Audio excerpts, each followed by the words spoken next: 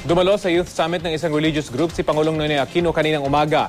Ayon sa Pangulo, sa tulong daw ng dasal ng mga kabataan ay hindi mangyayari ang kanyang pinangangambahan ang mapawalang sala si Chief Justice Renato Corona.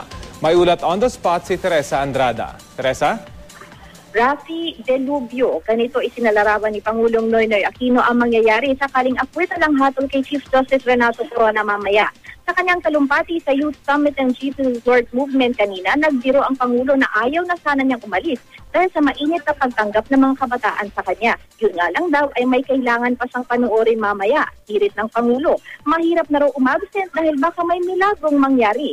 Sabi pa na Pangulo, sa tulong daw ng dasal ng mga kabataan ay hindi raw ito mangyayari. Bago umalis, pinag-pray over muna ng libo-libong kabataang miyembro ng Kristiyanong Kabataan para sa Bayan o KKB ang Pangulo. Sa dasal na pinangunahan ni Jesus Lord Worldwide Spiritual Director and President Brother Eddie Villanueva, ipinalalangin nilang bigyan ng lakas, wisdom at divine skills ang Pangulo para pangunahan ang bansa. Ipinanalangin na ring basbasan ng gabinete ng Pangulo, mga mambabatas, pati na rin daw ang mga kasapi ng hudikatura para tulungan ang Pangulo na mapaunlad ang bansa.